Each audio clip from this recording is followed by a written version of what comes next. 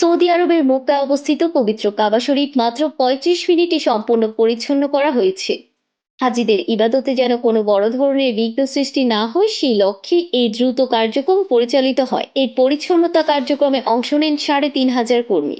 বুধবার দুবাই ভিত্তিক গণমাধ্যম এক প্রতিবেদনে এই তথ্য জানিয়েছে। কাবা শরীফ ও মসজিদে নববীর দেখভালের দায়িত্বে থাকা কর্তৃপক্ষ জানায় ৩৫০০ নারী ও পুরুষ কর্মী প্রতিদিন ২৪ ঘন্টা এবং সপ্তাহে ৭ দিন পবিত্র স্থানটি পরিষ্কার পরিচ্ছন্নতা নিশ্চিত করতে কাজ করে। তাদের সহায়তায় রয়েছে ১২টি বিশেষায়িত ওয়াশিং মেশিন, ৬৭৯টি অত্যাধুনিক ক্লিনিং ডিভাইস।